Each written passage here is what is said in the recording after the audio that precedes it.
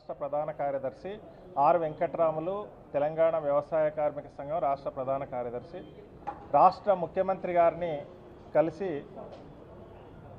ఈ రాష్ట్రంలో తెలంగాణ రాష్ట్ర వ్యాప్తంగా గత 5 సంవత్సరాలుగా దాదాపు 69 కేంద్రాలలో ఇండ్లు లేనటువంటి నిరుపేదలు ఇండ్ల స్థలాలు, ప్రభుత్వ జాగాలలో ఇండ్ల స్థలాలు వేసుకొని నివాసం ఉంటున్నారు.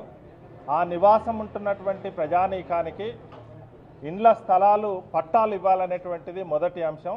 రెండవది, మీరు ఎన్నికల మేనిఫెస్టోలో ఇచ్చిన హామీ ప్రకారము అక్కడ నివాసం ఉంటున్నటువంటి వారికి పట్టాతో పాటు ఇందిరమ్మ గృహ నిర్మాణం పథకం కింద 5 లక్షల రూపాయలు ఇవ్వాలని చెప్పి మేము కోరడం జరిగింది.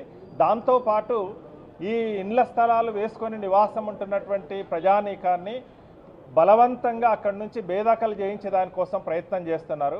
అనేక మంది ల్యాండ్ గ్రాబర్స్ వచ్చేసి వాళ్ళ మీద దాడి చేసి అక్కడి నుంచి వెళ్ళగొట్టేటువంటి ప్రయత్నం చేస్తున్నారు. మహబూబాబాద్ జిల్లా కేంద్రంలో ఆ రకంగా వెళ్ళగొట్టారు.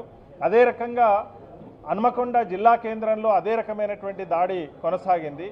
జగిత్యాల జిల్లా కేంద్రంలో వేలాది మంది పేదలు, నిరుపేదలు అక్కడ గుడిసెలేసుకొని నివాసం ఉంటే ఆ నివాసాన్ని ఏర్పాటు చేసుకున్నటువంటి ప్రజానీకాన్ని బుల్డోజర్లతో వాటన్నింటినీ తొలగించారు.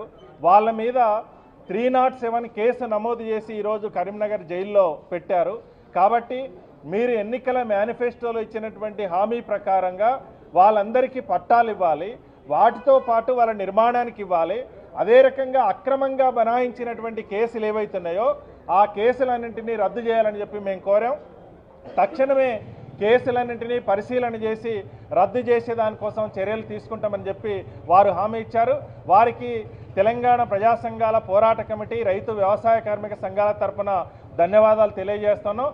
ఆ కేసులు తొలగించి జైల్లో ఉన్న వాళ్ళని వెంటనే బయటికి తీసుకురావాలని, అదే రకంగా మీరు ఇచ్చినటువంటి హామీ ప్రకారము పట్టాలు, నిర్మాణానికి డబ్బులు ఇవ్వాలని చెప్పి కోరుతున్నాం. లేకపోతే కనుక రాష్ట్ర వ్యాప్తంగా ఇప్పటికే పేదలందరూ ఆందోళనలు ఉన్నారు, భయాందోళనలకు గురవుతున్నారు.